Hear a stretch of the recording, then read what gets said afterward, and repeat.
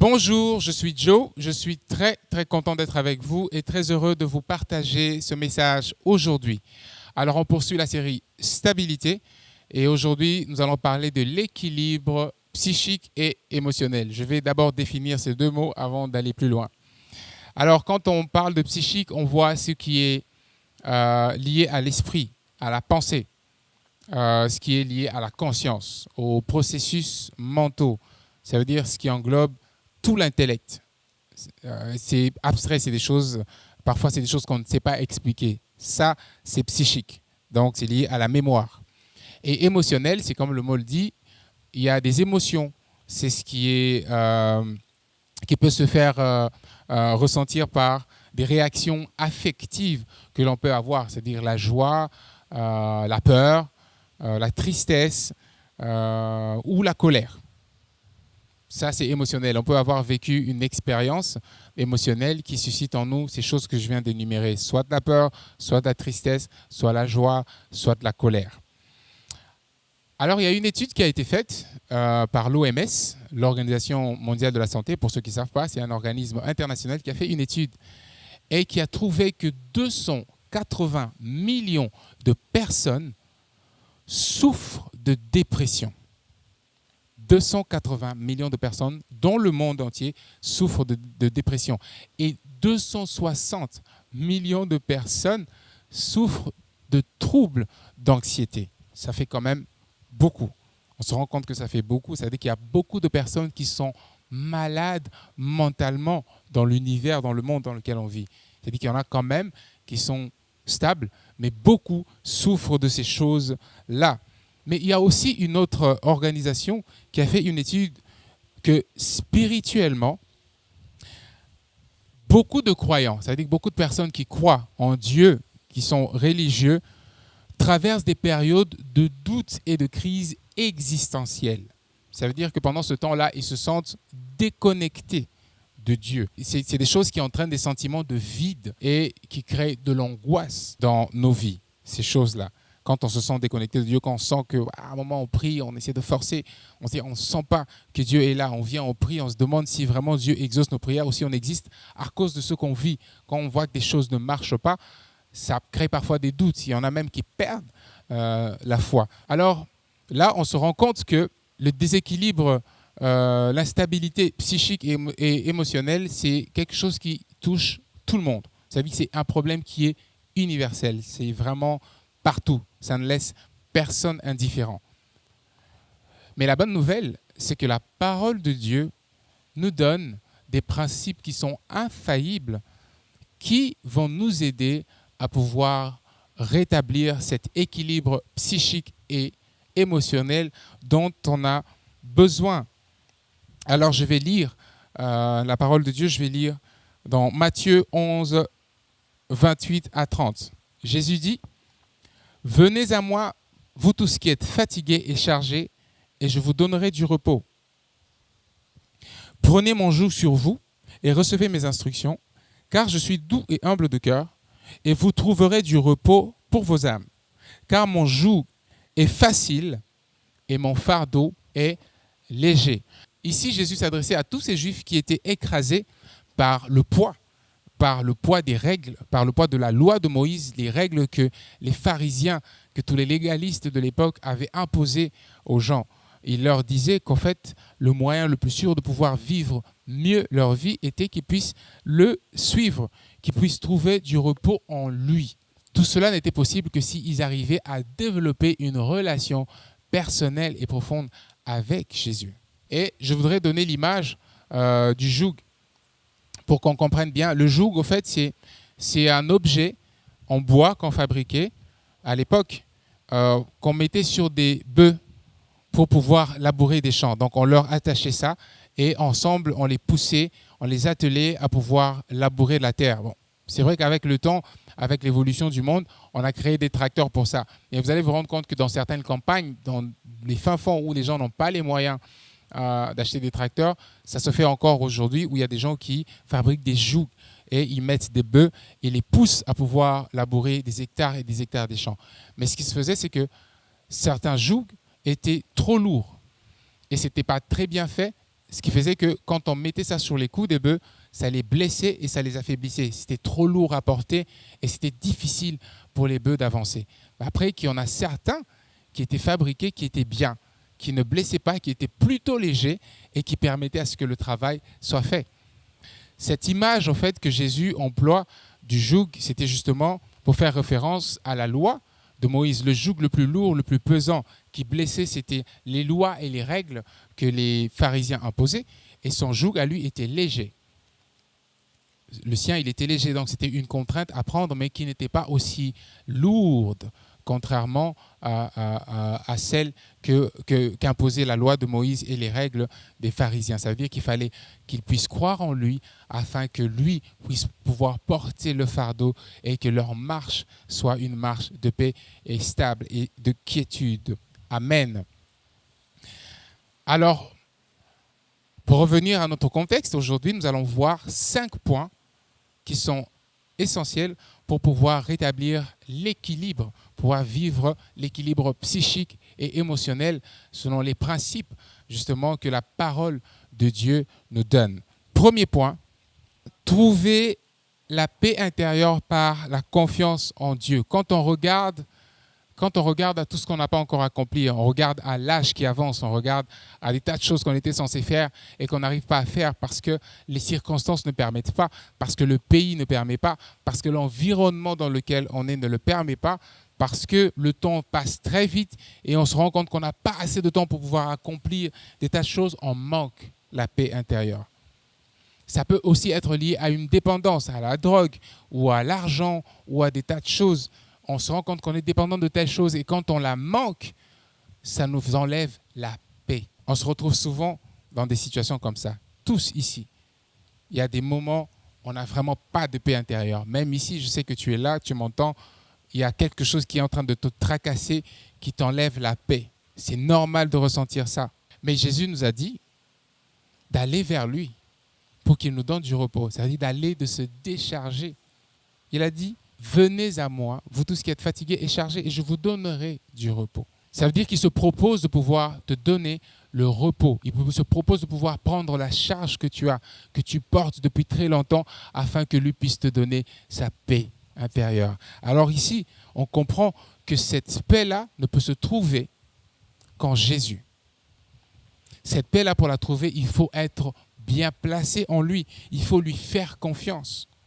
Amen. Il faudrait obéir à sa parole. Il a dit, prenez mon joug et recevez mes instructions. Recevez mes instructions, ça veut dire obéissez à ma parole. Ça veut dire prenez ce que je vous donne comme instruction et vivez ça. Pour trouver cette paix, ce n'est qu'en Jésus que tu peux la trouver. Quand tu lui donnes ta vie, tu lui fais confiance, du Seigneur, je te remets ma vie. Je te fais confiance. Je te donne la direction de tout. Alors je viens poser mon fardeau sur toi, s'il te plaît. Aide-moi à le porter afin que moi, ma vie soit légère. Je veux me sentir en paix. Quand tu te sens tracassé, tu te sens accablé, tu te sens troublé, tu cries à Jésus pour qu'il puisse te donner sa paix. Donc, la paix intérieure que tu cherches ne se trouve qu'en Jésus. Ne vient que si tu places toute ta confiance en Jésus-Christ. Amen. Ça veut dire que cela provient de cette relation que tu vas bâtir avec lui, d'une relation profonde et solide que tu vas bâtir avec Jésus. Philippiens 4, 6 à 7 dit « Seigneur, je refuse l'inquiétude et je choisis de te faire confiance.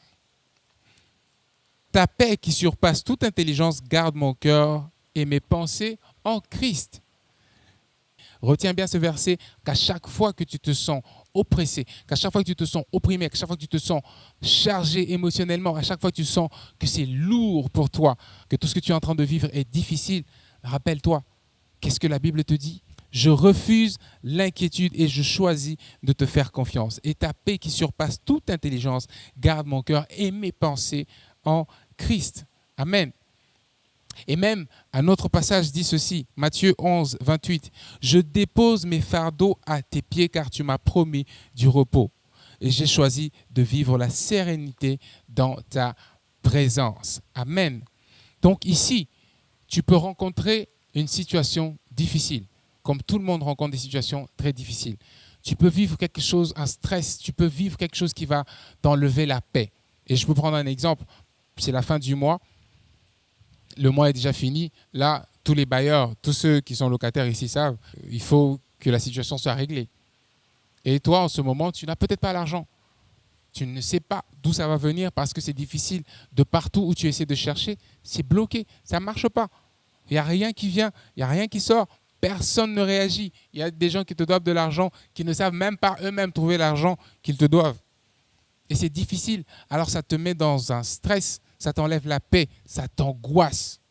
C'est là que tu dois déclarer. Dis Seigneur, je dépose mes fardeaux à tes pieds, car tu m'as promis du repos et je choisis de vivre la sérénité dans ta présence. Tu le crois, tu te bats, tu travailles dur. Moi, ça me fait comprendre que, au fait, la paix, on choisit de l'avoir ou pas.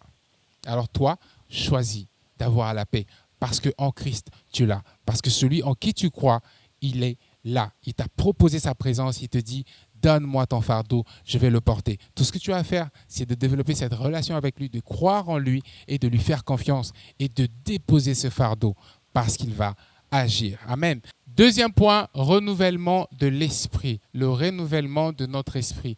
Vous savez, on subit tellement de choses, on subit beaucoup de choses. Depuis notre naissance jusqu'à maintenant, il y a des tas de choses que nous vivons, des rejets, des frustrations à cause des choses qu'on n'a pas reçues, les dépréciations des autres, les commentaires négatifs des autres à chaque fois qu'on essaie d'accomplir quelque chose ou qu'on essaie d'avancer.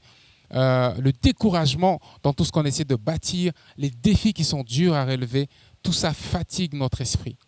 Et on se rend compte qu'à la longue, on commence même à douter de nous. Tu commences à douter de toi à cause des réactions des autres, à cause de ce que les autres pensent, à cause de ce que les autres disent, à cause de ce que tu n'as pas encore accompli.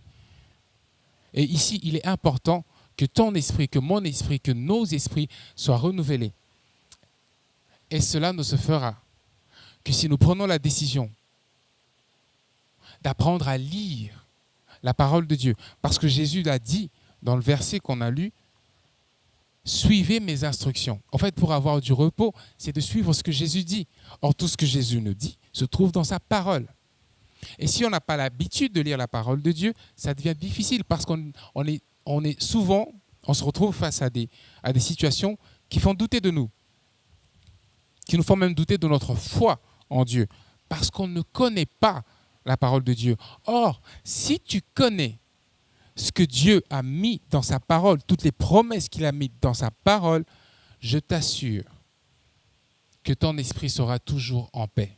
Alors ici, il est question de pouvoir faire table rase, de pouvoir faire une remise à niveau, un formatage de ton esprit, de dire, ok, dans le passé, il s'est passé que les gens ont dit ça. Ça m'a profondément affecté, ça m'a affaibli, ça m'a refroidi. Et je n'ai même plus le courage de pouvoir entreprendre quoi que ce soit, tellement j'ai été découragé. Mais là, si tu as cru en Jésus, tu lui as donné le contrôle de ta vie et que tu t'es fermement placé en lui, il n'y a rien qui puisse être difficile tant que Jésus sera avec toi. Et ces choses, tu ne les connais que si tu approfondis ta relation avec lui, et ça s'approfondit en connaissant sa parole, parce qu'il est sa parole, parce qu'il est derrière sa parole pour l'accomplir. Alors ici, la lecture de la parole de Dieu, cette culture-là de lire la parole de Dieu est une chose qui nous permet de renouveler notre esprit, de pouvoir même avoir de nouvelles déclarations pour notre vie, pour notre futur.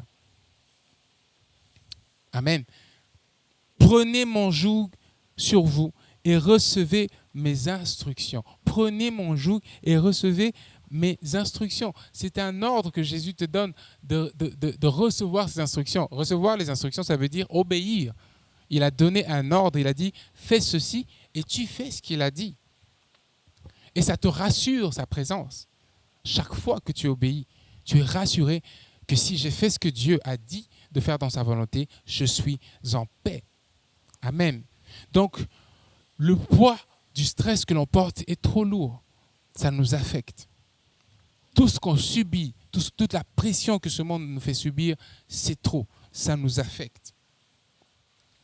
Et si tu te conformes aux pensées de ce monde, si tu te conformes à tout ce que ce monde est en train de t'imposer comme ligne de conduite, ça va être difficile. Et Jésus, il vient, il te propose sa présence, il nous propose sa présence, afin que nous puissions nous conformer à ce que lui a dit. pour que nous puissions avoir notre esprit renouvelé et vivre les choses correctement. Ça veut dire les paroles négatives, tout ce qu'on a dit que tu ne feras pas, tout ce qu'on a dit que tu ne pourras pas faire, tout ce que tu penses que tu ne pourras jamais accomplir, ça c'est des choses qui sont tellement négatives qui t'empêchent d'avancer. C'est des choses qu'il faut que tu laisses tomber et que ton esprit soit renouvelé afin que tu saches que Jésus a dit que ce fardeau-là, lui, il se propose de le porter pour toi pour que tu vives une vie tranquille, pour que tu sois en paix. Pour que tu sois en paix et que tu puisses vraiment jouir de toute la grâce qu'il te fait d'être en lui. Amen. Amen. Et je vais lire un passage qu'il faut aussi qu'on retienne par rapport à cela. 2 Corinthiens 10:5. Il dit ceci: je déclare que mes pensées sont captives à l'obéissance de Christ. Je rejette les mensonges de l'ennemi et je reçois la vérité de Dieu pour ma vie. Amen. Ça se trouve dans sa parole. Et c'est des choses que tu dois savoir, que si tu cultives une vie de lecture de la parole de Dieu, en fait, la Bible renferme tout ce qu'il y a de bien pour nous permettre de surmonter tous les stress et tout le poids que ce monde essaie de nous imposer. Amen. Troisième point, la maîtrise des émotions. Le manque de gestion d'émotions peut causer beaucoup de dégâts autour de toi. Est-ce que tu le savais? Que si tu ne sais pas gérer tes émotions, ça peut te créer beaucoup de problèmes. Je vais donner un exemple dans le milieu professionnel. Regarde, si tu ne sais pas gérer les émotions, ce que tu causes. Tu peux causer une ambiance de travail vraiment super négative. Tu peux prendre des décisions impulsives. Tu peux avoir des problèmes de collaboration. Ça veut dire que tu ne vas jamais accepter des critiques qui sont parfois constructives et tu ne sauras jamais travailler en équipe. Et même, tu ne sauras jamais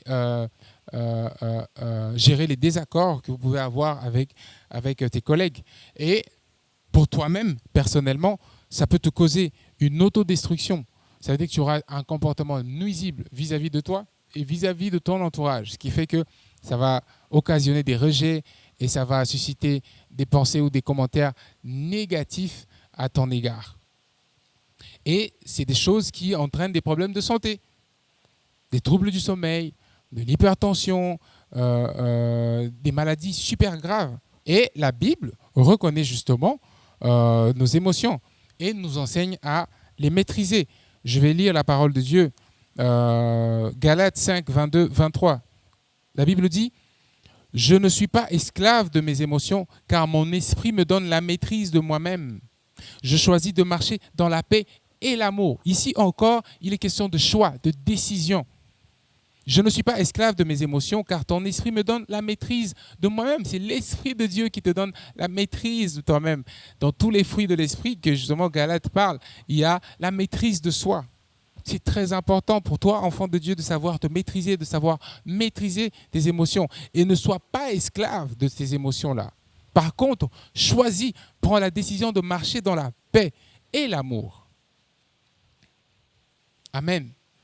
Donc, il est important ici de savoir gérer ses émotions, de savoir quoi faire. C'est-à-dire quand un problème tombe, quand tu sens qu'il y a la pression qui est en train de monter et que tout commence à partir dans tous les sens, demande au Saint-Esprit de te donner la maîtrise de toi-même, que tu puisses l'avoir afin que tu saches trouver des options et des solutions dans le calme.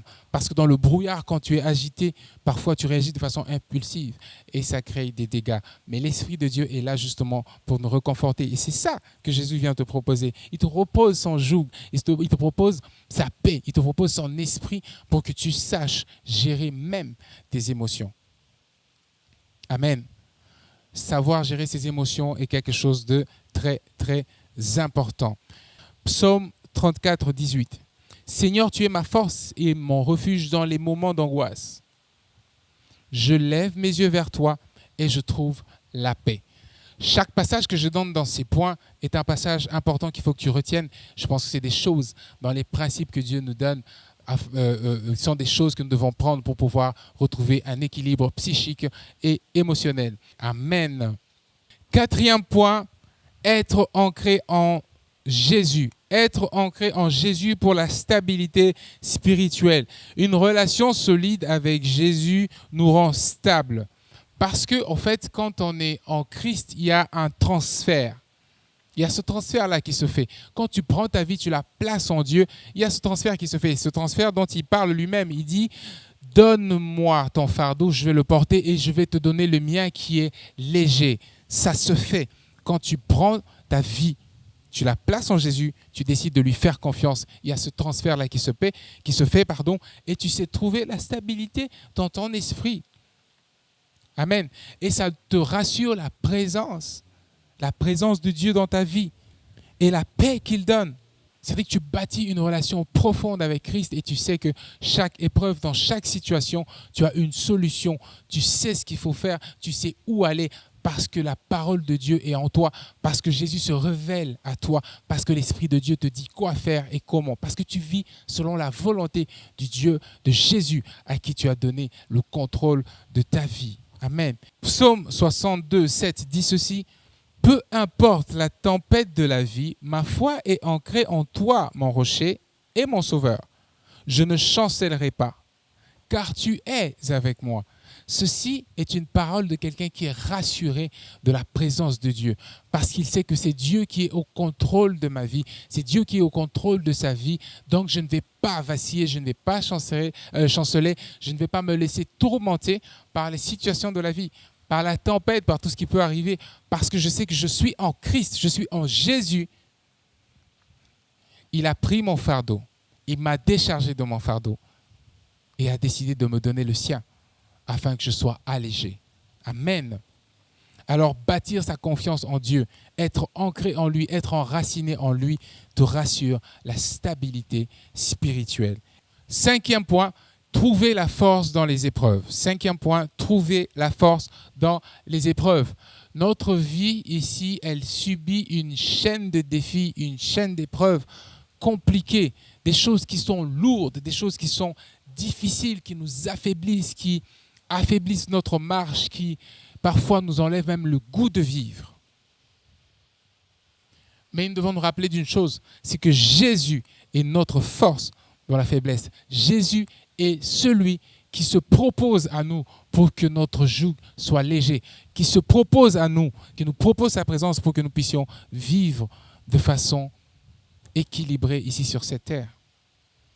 L'apôtre Paul dit dans 2 Corinthiens 12, 9, « Nous pouvons compter sur Dieu pour nous soutenir dans les épreuves difficiles. » Nous pouvons compter sur Dieu pour nous soutenir dans les épreuves difficiles. Ça veut dire que Jésus, il s'est proposé, il a dit, « Je viens, je prends ton fardeau et je te donne le mien. Je prends ce poids que tu as et je te propose ma paix. Prends-la. » Et quand tu crois en ça, tu vivras une vie équilibrée. Tu vas te rendre compte que ton psychique et tes émotions seront des choses qui seront super équilibrées parce que tu as besoin de ça pour tenir dans ce monde. Confie-toi en Dieu. Trouve la force dans les épreuves en Dieu. Vous savez, on a vécu des situations tellement compliquées. Moi, j'ai vécu des situations tellement difficiles où je me disais, là, il n'y a vraiment pas d'issue. Mais à chaque fois, quand je me retrouvais à bout, je voyais toujours la main de Dieu. Et il me disait, ce n'est pas fini. Tiens-moi la main, on avance encore. Il y a encore du chemin à faire et sache que je suis avec toi. Et à chaque fois que je me retrouvais dans des situations sans issue, il était là pour me tracer le chemin. S'il l'a fait avec moi, s'il l'a fait avec Moïse, avec le peuple d'Israël dans le désert, il va le faire avec toi. Et Jésus est là, il est venu, il t'a proposé sa présence, il t'a proposé de prendre son joug à lui qui est léger et son fardeau à lui qui est facile.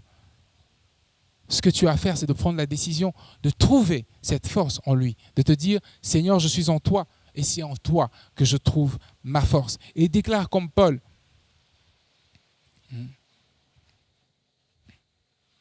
Et tu peux déclarer comme Ésaïe qui le disait, je ne crains rien car tu es avec moi. Tu me fortifies, tu me soutiens, tu me relèves avec ta main puissante. Ésaïe 41, 10. Je ne crains rien car tu es avec moi.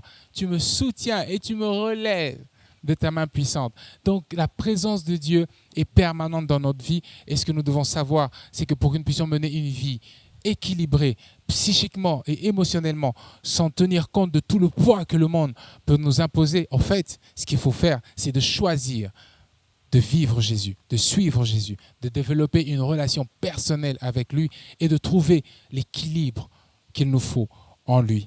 Et je vais conclure en nous rappelant les 5 points qu'on vient de voir.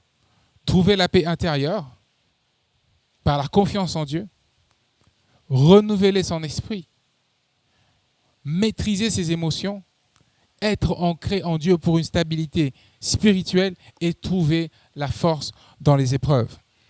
Et comme je l'ai dit, pour parvenir à tout ça, il faut décider de suivre Jésus. C'est la solution.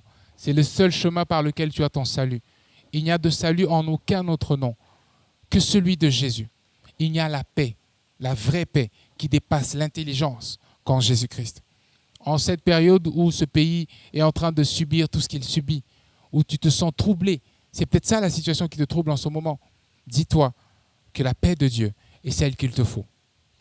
Là où tu es, là où tu m'entends, tu me regardes, si tu me regardes en ligne, sache que la paix de Dieu est tout ce qu'il te faut. Et que tu dois accepter, prendre la décision de suivre Jésus, de lui donner ta vie, de l'accepter comme Seigneur et Sauveur pour ta vie, de dire Jésus, je te donne le contrôle de ma vie et ce n'est que sur toi que ma vie sera centrée à partir de ce moment. Et enfin, de prendre la décision, de décider de vivre sa paix. Alors je voudrais que là où tu es, que tu puisses prendre la décision, que tu dises Seigneur, moi ce que je veux maintenant, c'est te suivre. Jésus, ce que je veux maintenant, c'est te suivre. Je ne veux plus être tourmenté. Je ne veux plus être angoissé. Je ne veux plus être agacé par tout ce que j'ai vécu, par tout ce que je vois, par tout ce que je vis. Je ne veux plus de toutes ces choses. Ce que je veux, c'est que ta parole puisse être en moi. C'est que ta parole puisse, que je vive ta parole. Ce que je veux, c'est que tu me diriges. Parce que j'ai essayé de tout faire par moi-même, je n'y arrive pas. Je ne fais que cumuler des stress, des maladies, la dépression. Je n'arrive pas à tenir.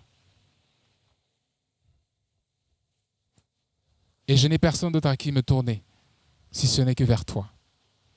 Tu es dépressif en ce moment. La situation est difficile. Tu n'as pas d'issue pour tes études, pour ton mariage, pour ton travail, pour ta maison, pour ta famille ou pour tes enfants.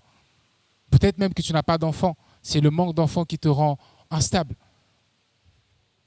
C'est parce que tu manques d'enfants que tu penses que les choses ne vont pas bien, que les choses sont en train d'être coincées, que tout le monde est contre toi.